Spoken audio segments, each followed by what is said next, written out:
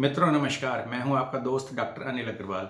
आज हम बात कर रहे हैं हेयर फॉल की कि ये हेयर फॉल क्यों होते हैं और किन लोगों में ज़्यादा होते हैं। तो अधिकतर पहले तो मैं आपको ये बताऊं कि हेयर फॉल की प्रॉब्लम पुरुषों में ज़्यादा होती है और महिलाओं में ये कम होती है। अधिकतर आपने देखा होगा कि बहुत सारे लोग ऐसे होते हैं जिनके बाल जो हैं आगे से कम होने शुरू हो जाते हैं और पीछे की तरफ को सरकते जाते हैं, जिसे मेल पैटर्न बाल्डनेस बोलते हैं। और दूसरा कारण होता है इसके अंदर हेरिडिटी। हेरिडिटी का मतलब होता है कि जिन व्यक्तियों के घर के अंदर पिताजी के और भाइयों के या दादाजी के या चाचा जी के बाल अगर ज़्यादा झड़ते हैं या उनके बाल कम है या बाल्डनेस है तो उनको भी बाल उनके अवश्य झड़ेंगे। ऐसा अधिकतर देखने के अंदर आया है। तीसरा कारण होता है हार्मोन्स। कुछ हार्मोन्स चेंजेस भी बॉडी में इस तरह के होते हैं या कुछ हार्मोन्स इस तरह के हमारे शरीर में कम हो जाते हैं, जैसे मेल हार्मोन्स होते हैं, उनकी कमी की वजह से भी बाल हमारे झड़ने शुरू हो जाते हैं। चौथा कारण होता है मेडिकल कंडीशंस, कि कुछ ऐसी कंडीशन होती है जिनकी वजह से हमारे बाल ज़्यादा झड़ते हैं। जैसे सिर के ऊपर मान लीजिए यहाँ पर कोई इन्फेक्शन हो गया है जिसकी वजह से डैंड्रफ होता है, या यहाँ पे स्वेलिंग हो, उसकी वजह से भी बाल झड़ने शुरू हो जाते हैं।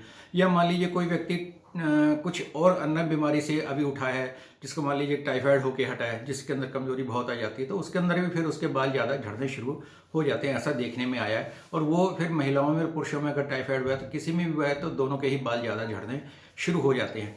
महिलाओं के बाल जैसे मैंने पहले भी बताया था कि कम झड़ते हैं, लेकिन अधिकतर ये भी देखा गया कि महिलाओं के अंदर जब डिलीवरी हो जाती है, मतलब जब बच्चा पैदा हो जाता है, उसके बाद उसके बाल झड़ने शुरू होते हैं। लेकिन जब वह फिर अपना खाना दोबारा से पोषण अच्छा लेना शुरू करती है तो बाल झड़ने बंद हो जाते हैं। दूसरा मेनोपॉज के बाद, मतलब जब माहवारी बंद हो जाती है तो उसके बाद में महिलाओं के बाल झड़ने शुरू होते हैं। तो आपने देखा होगा कि जो बुजुर्ग महिलाएं होती हैं उनके बाल बहुत कम हो रह जाते हैं, और जबकि यंग एज के अंदर उनके बालों की चोटी जो है बहुत मोटी और लंबी भी होती थी। तो इस तरह से ये कुछ एक कारण होते हैं जिनके अंदर जो है इस तरह की बाल ज़्यादा गिरने के कारण हो जाते हैं। और भी कुछ चीज़ें हैं जो मैंने आज अभी नोट कर रखी हैं, जो मैं भी आपको बताता हूँ। कि अब पहला प्रश्न ये आता है कि अपने फिर बालों को हम हेल्दी कैसे रखें। तो इसके अंदर बालों को हेल्दी रखने के लिए हम क्या कर सकते हैं कि कुछ ऐसी चीज़ें खाएं जिससे कि हमारे बाल हेल्दी रहें। जैसे प्रोटीन वाली डाइट हम अधिक खाएं, हरी सब्जियों का हम प्रयोग ज़्यादा करें, पानी हम ज़्यादा पिएं जिससे कि हमारी बॉडी हाइड्रेट रहेगी, तो उसकी वजह से फिर हमारे बाल कम झड़ेंगे। फिर दूसरी बात आ जाती है कि विटामिन डी और ए का क्या रोल है। कुछ लोग कहते हैं कि विटामिन डी की कमी से भी बाल झड़ने लगते हैं, कुछ लोग कहते हैं विटामिन ए की कमी से भी बाल झड़ने लगते हैं। हाँ, ऐसा देखा गया, रिसर्च भी ऐसी पाई गई है कि अगर विटामिन डी की कमी हो तो उसकी वजह से ही बाल झड़ने शुरू होते हैं। तो उस वक्त आप अपना विटामिन डी चेक करवा कर या विटामिन ए चेक करवा के अगर इसकी कमी है तो इसे ले सकते हैं। और जब भी विटामिन डी की कमी पूरी हो जाएगी तो अगर उसकी वजह से बाल झड़ रहे हैं तो वो झड़ने बंद हो जाएंगे। लेकिन एक चीज़ और भी देखी गई है कि अगर विटामिन ए बॉडी में ज़्यादा हो जाए तो उसकी वजह से भी बाल झड़ने शुरू हो जाते हैं। तो इसलिए ये सब चीज़ें जो आप किसी डॉक्टर की देखरेख के अंदर ही करेंगे तो ज़्यादा अच्छा रहेगा। फिर एक और प्रश्न जो अधिकतर लोग पूछते हैं वो है ऑयल, कि ऑयल कौन सा लगाएं। क्योंकि बाज़ार के अंदर बहुत सारे ऑयल आते हैं और उनके एडवर्टाइजमेंट भी इतनी ज़्यादा आती हैं, और बहुत सारे ऑयल तो इतने महंगे महंगे बाजार में बिक रहे हैं कि कई बार तो जब हमें पता लगता है कि तेल इतना महंगा बिक रहा है तो हमें बड़ा आश्चर्य होता है किस प्रकार से मार्केटिंग के द्वारा जो है लोगों के बालों के लिए जो है इतने महंगे महंगे तेल बेचे जा रहे हैं, जबकि उनको लगाने के बाद भी कुछ लोगों को थोड़ा बहुत फ़ायदा होता है, अधिकतर को नहीं होता है। और जब वो लेकर आता है इस तरह के तेल तो बड़े विश्वास के साथ कि जी मैंने ये देखा है कि इससे बहुत जल्दी लोगों के बाल बढ़ रहे हैं तो मैं भी ये लगाता हूँ। तो लेकिन लोगों ने लगाया, थोड़ा बहुत साइकोलॉजिकल असर आया या कैसा आया, लेकिन उनको थोड़ा अच्छा लगा, लेकिन बाद में पता लगा कि वो भी गंजे हो ही गए हैं। तो वो कौन से तेल से हमको क्या फ़ायदा होगा ये भी कहना बड़ा मुश्किल हो जाता है। इसी प्रकार बाजार के अंदर शैम्पू भी बहुत सारे तरह के आते हैं, और अधिकतर लोग हमसे पूछते हैं कि कौन से वाला शैम्पू लगाना चाहिए। तो अधिकतर तो डॉक्टर ही बता पाता है कि कौन सा शैम्पू लगाना। अगर जैसे मान लीजिए उसके स्काल्प के ऊपर जो है डैंड्रफ ज़्यादा है तो एंटी डैंड्रफ शैम्पू का इस्तेमाल करना चाहिए। अगर उसकी स्किन ऑयली है, वहाँ ऑयल निकलते हैं, तो ऐसा शैम्पू लगाना है जिससे कि उसके वहाँ पर ऑयल कुछ कम हो जाए, तो वो डॉक्टर ही बताएगा। और अगर मान लीजिए ऑयल की ऐसी दिक्कत नहीं है बल्कि उसकी ड्राइनेस ज़्यादा रहती है तो फिर ऐसा माइल्ड शैम्पू इस्तेमाल करना है जिससे कि वहाँ पर सिर के ऊपर जो है जो हमारा नेचुरल ऑयल निकल रहा होता है वो कम ना हो पाए।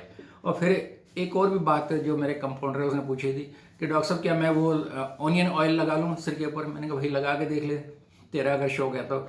लेकिन अब लगा के देखेगा कैसा होगा। तो इस तरह से कुछ असेंशियल ऑयल भी आते हैं जो लोग एक दूसरे को रिकमेंड करते रहते हैं। टी ऑयल है, ऑनियन ऑयल है, गार्लिक ऑयल है, इस तरह के अनेक ऑयल हैं जो लोग लगाते हैं। और बहुत सारे ऑयल तो जिस तरह से आयुर्वेद के अंदर भृंगराज तेल है और बहुत सारे तेल हैं जो कि लोग इस्तेमाल करते हैं, लेकिन मैंने कभी ऐसा नहीं पाया कि किसी तेल के इस्तेमाल से लोगों के बाल बहुत लंबे हो गए हैं। और थोड़ा बहुत अगर फ़ायदा भी हुआ तो टेम्प्रेरी फ़ायदा होता है कि मान लीजिए उस वक्त लोगों का इमोशनल स्ट्रेस कम हो गया तो उसकी वजह से भी बाल झड़ने कम हो जाते हैं, या उसकी नींद पूरी हो रही है तो बाल झड़ने कम हो जाएंगे, और नींद अगर नहीं आ रही है तो उसकी वजह से भी उसके बाल ज़्यादा झड़ते हैं। तो ये बहुत सारी चीज़ आपस में मिक्स होती हैं जिसको आइडेंटिफाई करना मुश्किल होता है, जो कि एक डॉक्टर बड़े ध्यान से अगर पेशेंट को आराम से तसल्ली से समय देकर देखेगा तो वो बता पाएगा कि इसके बालों के झड़ने का कारण क्या है।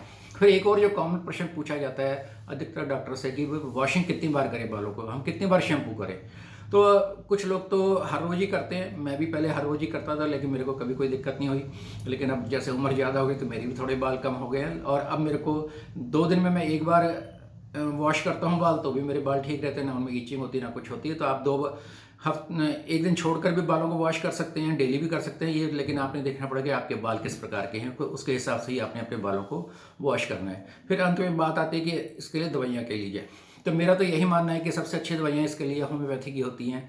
जैसे नेटरम्यूर है, ये बहुत ही एक अच्छी दवाई है जिससे बालों का झड़ना बंद होता है। लेकिन ये किस कंडीशन में देनी है, जहाँ पर पेशेंट को कोई पहले मेंटल स्ट्रेस रहा हो, उसके अंदर ये दवाई बहुत अच्छा काम करती है। फिर दूसरी दवाई होती है एसिड फ्लोरिकम, ये भी एक तरह की स्पेसिफिक दवाई है जिसके प्रयोग से जो है बाल झड़ते काफ़ी कम हो जाते हैं।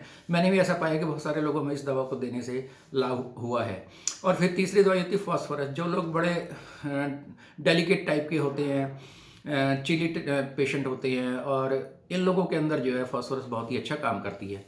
और फिर दवाई आती है विंका माइनर। आपने देखा हो कुछ लोगों को जब बाल गिरते हैं फिर जब नया बाल आता है तो वो नीचे से वाइट आना शुरू होता है, ऊपर काला होता है, नीचे सफ़ेद भी होता है, या बिल्कुल ही जो एक बाल गिरा उसकी जगह दूसरा बाल है वो बिल्कुल वाइट आ रहा है। तो ऐसी जगह पे विंका माइनर बहुत अच्छा काम करती है। वाइथिया है, ट्यूबरकुलिनम है, इस तरह और अन्य कॉन्स्टिट्यूशनल मेडिसिन है जिनके प्रयोग से बालों का झड़ना कम हो सकता है। लेकिन ये सभी जो है आप किसी डॉक्टर की देखरेख में लेंगे दवाइयाँ तो बहुत ज़्यादा लाभ होगा। वैसे आप स्वयं भी लेंगे तो क्योंकि लोग लेते रहते हैं तो ले लें, लेकिन उतना फ़ायदा नहीं होगा जितना कि डॉक्टर के बताने से लाभ होगा। धन्यवाद दोस्तों।